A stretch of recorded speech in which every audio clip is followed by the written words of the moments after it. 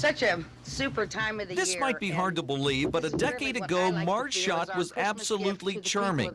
She was the rarest of corporate leaders. She liked to be around the fans. She signed autographs. She even did the wave. Locally, Marge was already popular. Her barking car ads were a staple on local TV. She had fought and beaten giant GM. Everybody loved the underdog. When the zoo needed an elephant, Marge would buy one. But when she bought the Reds, she got national attention. If you're not a baseball fan, hold on. Before this story's over, we may make you one, or at least make you a fan of the Queen of the Reds. Even the curmudgeons of 60 Minutes were enchanted. We all were. This was an owner we could identify with. Remember when she paid John Denny $400,000 and he got hurt and couldn't pitch? And I said, well, can he do yard work or what? You know, and they looked at me like I was crazy. I said, no, you just send him home. And I thought, this is nuts. She was saying what most fans would like to say. It made no difference what network, what show, what subject matter, Marge was in demand. She wasn't part of the drabble baseball boys club. She was different and fresh and charming. So what happened? Did she change? Well, when controller Tim Sabo leveled charges, we got to know a bigoted Marge. When the Mariners wanted to pair the Griffies, but Marge said, "What's in it for me?" we got to know a selfish Marge. When she went through general manager after general manager, we got to know an impatient Marge. One manager got fed up, another got sent out, a legend never got much of a chance. Eric Davis nearly killed himself making a catch for her team, and she wouldn't give him a lift home. We said, shame on you, Marge. To our wonderful women and But some men things didn't need to be reported. Her World Series slurring was out there for the whole world to hear. Tolerance wasn't her strong suit. Is that a boy or a girl? It's a young man with a modern haircut. He'll never be out here again with Long hair wasn't the only problem. The more she said, the more we read. The same things that made Marge a national celebrity. The accessibility, the frankness, her affection for the cameras, eventually through TV and through print, had changed the way the world saw Marge. Maybe we got to know her too well. It seemed appropriate that red ribbons were placed on the Warren County Animal Shelter sign in Lebanon. They framed a message saying, "Marge, we will miss you." She was rough on the outside, but she was very tender on the inside. She had a very soft heart. Marge quietly donated $25,000 to help expand the shelter. Workers today wore red armbands to express their sympathy. She loves animals. I mean, every animal that come by. Oh, honey, that dog is just darling. Be sure and spay and neuter your pets. And she loves every animal, dogs especially. Things seemed very quiet at Schott Buick in Norwood. The normally busy second floor office was empty. Workers went about their tasks, but had one united message.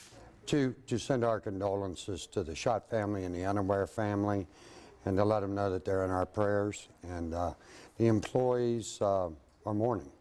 Marge treated employees like family. Some have served for decades. She knew everyone's name and background.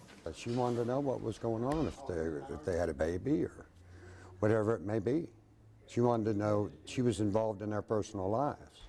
General Sales Manager Mike Horvath has been there 24 years and will continue to run it in the future. But the biggest thing she wanted was the customers to be kept happy.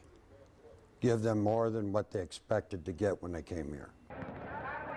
Reminders of Marge Schott were all over town today. This sign outside St. Ursula Academy in East Walnut Hills. Her name on the All Saints Church Parish Center in Kenwood, plus the Boys and Girls Club facility in Covington.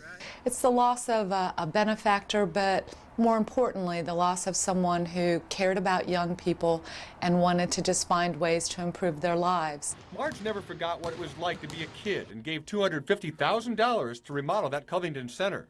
Our kids have benefited from thousands of free Reds tickets season after season, and for most of these kids, that's probably the only opportunity they ever get to see a ball game. At Marge's Indian Hill estate, a lone carnation adorned the entrance. It was a reminder of a baseball owner who never forgot the fans. Children that walk up to her giving out autographs and things like that.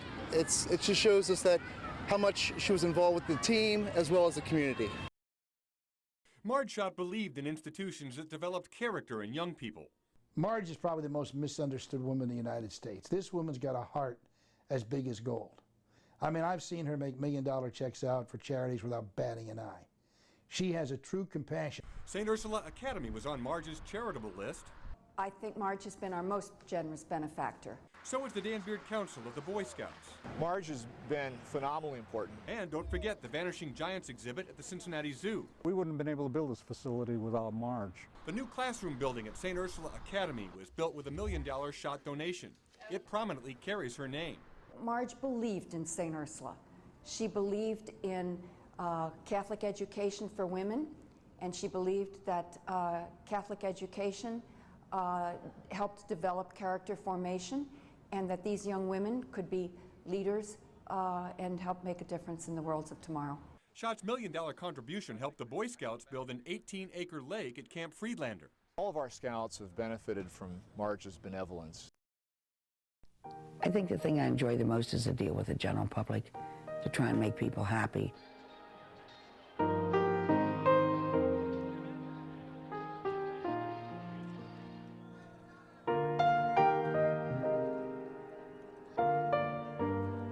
If you don't have the fans and you don't have the public, you have nothing.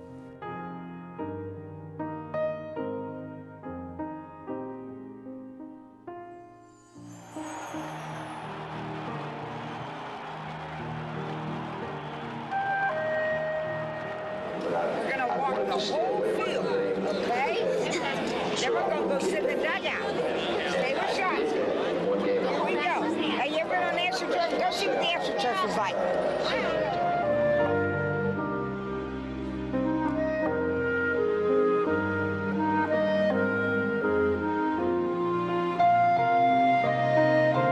He doesn't behave. Oh, I behave. He's the bad I behave all the time. Call his wife.